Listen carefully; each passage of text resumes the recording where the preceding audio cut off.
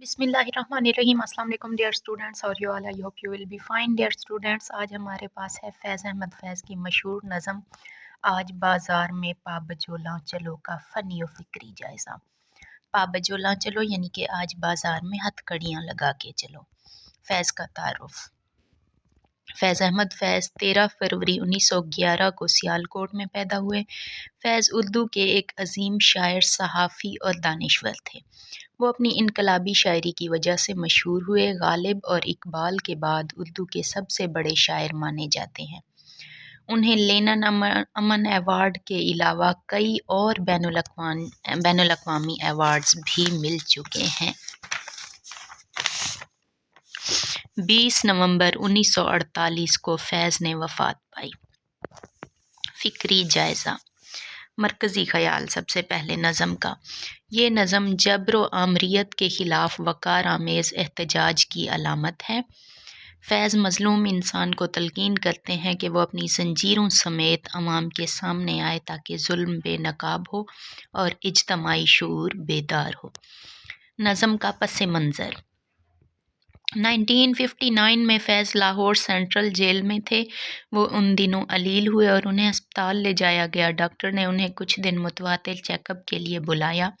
यूँ रोज़ाना उन्हें जेल की गाड़ी में हॉस्पिटल लाया जाता था। एक दिन जेल वालों के पास गाड़ी नहीं थी तो उन्हें तांगे में भेजने का फ़ैसला हुआ। तांगे में हथकड़ी पहनना ज़रूरी था। फैज़ साहब भी मान गए। इस तरह वो हाथों में हथकड़ियाँ पहनकर तांगे की पिछली नशिस्त पर बैठ गए। पुलिस के सिपाही बंदूक लिए उनके साथ थे। इस हाल में वो लाहौर के गली कूचों से गुज़रे। उन्होंने ताज़ा हवा महसूस की। बाज़ारों से गुज़रते हुए खांचे वाले, तांगे वाले, बैलगाड़ी वाले सब बिछड़े यारों की तरह उनके करीब से गुज़रते रहे। अजीब मंज़र था। वो लाहौर शहर की जानी पहचानी सड़कों से गुज़रते रहे। शहर और अहलियाने शहर ये तमाशा देखते रहे। शायद कुछ लोगों ने उन्हें पहचान भी लिया होगा। इर्द गिर्द लोगों का हुजूम जमा हो गया, जिनमें नान बाइयों से लेकर सहाफ़ियों तक सभी शामिल थे। इस तरह एक जुलूस की शक्ल बन गई। फैज़ कहते थे, मैंने ज़िंदगी में ऐसा दिलकश जुलूस कभी नहीं देखा था। इस वाक़ये से मुतासिर होकर उन्होंने मशहूर ज़माना नज़म आज बाज़ार में पाबजोला चलो लिखी। एहतजाज और मुज़ाहमत। ये नज़म एहतजाज की एक मुनफरिद, बावकार और अलामती शक्ल पेश करती है। फैज़ का एहतजाज शोर, तशद्दुद या जज्बाती नारेबाजी नहीं बल्कि खामोश मुज़ाहमत है जो ज़ुल्म की बुनियादों को हिला देती है। पाबजोला बाज़ार में चलना बज़ाते खुद एक एहतजाज है। ये अमल ज़ालिम कुव्वतों के लिए एक इखलाकी चैलेंज बन जाता है। आमरियत का सबसे बड़ा हथियार खौफ होता है। फैज़ इस खौफ को रद्द करते हैं। उनका शेर देखें। आज बाज़ार में पाबजोला चलो, दस्ते अफ़शां चलो, मस्त रक़सां चलो।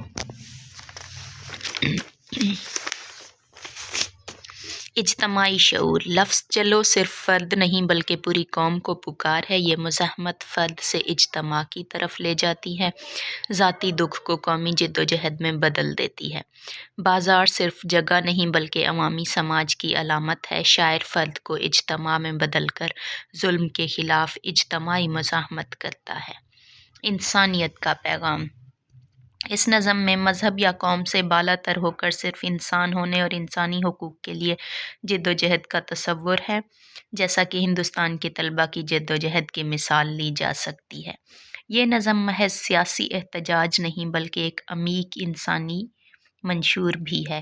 फैज़ ने ज़ुल्म के ख़िलाफ़ आवाज़ बुलंद करते हुए इंसानी वक़ार, मसावात और इख़लाक़ी अज़मत का भी पैगाम दिया। नज़म का बुनियादी पैगाम यह है कि इंसान को ज़ंजीरों में भी अपनी इज़्ज़त नफ्स का ख़याल रखना चाहिए। कैद और तज़लील इंसान के हौसले और वक़ार कम नहीं करती।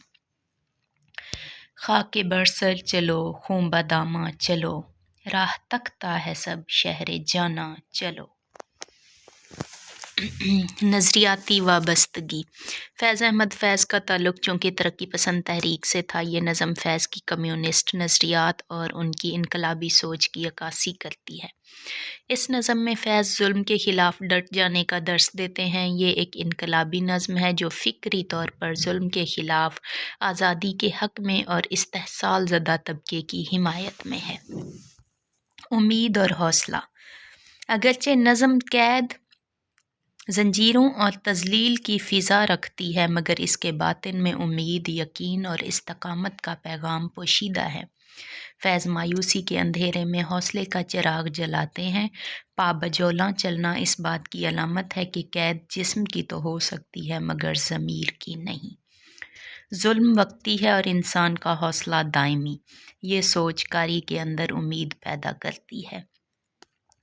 رخت دل باندھ لو دل فگارو چلو، پھر ہمیں قتل ہو آئیں یارو چلو۔ فنی جائزہ۔ زبان و بیان۔ فیض کی یہ نظم سادہ انداز میں مگر پر اثر ضرور ہے، جو ہر طبقے کو بآسانی سمجھ آ جاتی ہے اور اپنی طرف اس کا دلکش اسلوب متوجہ بھی کرتا ہے اور قاری میں نیا جذبہ پیدا ہوتا ہے۔ علامت نگاری۔ یہ نظم علامت نگاری کا عمدہ نمونہ ہے۔ فیض براہ راست بات کرنے کے بجائے علامتوں کے ذریعے ظلم، مزاحمت اور انسانی وقار کو نہایت مؤثر طریقے سے بیان کرتے ہیں۔ نظم کی اہم علامتیں مندرجہ ذیل ہیں: پا بجولاں، زنجیر، ظلم، قید اور جبر، بازار، عوام، سماج اور اجتماعی شعور، چلو، حرکت، جد و جہد اور دعوت عمل، استعارات و تلمیحات۔ چشم نم جان شوریدہ کافی نہیں، تہمت عشق پوشیدہ کافی نہیں۔ چشم نم جان شوریدہ اور تہمت عشق پوشیدہ جیسے استعارات گہرے حالات و جذبات کی عکاسی کرتے ہیں۔ اس کے علاوہ اس نظم میں پوشیدہ تلمیحات ہیں جن سے اس نظم کو تاریخی اور مذہبی گہرائی ملتی ہے۔ ترنم اور موسیقیت۔ فیض کی یہ نظم اگرچہ اجتماعی ہے مگر اس میں ترنم اور موسیقیت نمایاں طور پر موجود ہے۔ یہی موسیقیت نظم کو نعرہ بننے کے بجائے ایک پراثر شعری تجربہ بنا دیتی ہے۔ لفظ چلو کی تکرار سے نظم کے حسن میں اضافہ ہوتا ہے۔ حاکم شہر بھی، مجمع عام بھی، تیر الزام بھی، سنگ دشنام بھی۔ استفہامیہ انداز۔ فیض نے اس نظم میں استفہامیہ انداز کو محض سوال پوچھنے تک محدود نہیں رکھا، بلکہ اس میں احتجاج، طنز اور فکری بیداری ملتی ہے۔ یہ سوالات قاری کو چونکا دیتے ہیں اور اسے سوچنے پر مجبور کر دیتے ہیں۔ نظم میں موجود سوالیہ انداز ظالم نظام پر اور ظالم کی نام نہاد طاقت پر سوال اٹھاتا ہے۔ شہر جاناں میں اب باصفا کون ہے، دست قاتل کے شایاں رہا کون ہے۔ ڈیئر اسٹوڈنٹس، آئی ہوپ آپ لوگوں کو بہت آسانی سے یہ سوال سمجھ میں آ گیا ہوگا۔ اگر اس سوال کی وجہ سے آپ کو تھوڑا سا بھی فائدہ ہو تو مجھے اپنی دعاؤں میں لازماً یاد رکھیے گا۔ Take care. اللہ حافظ۔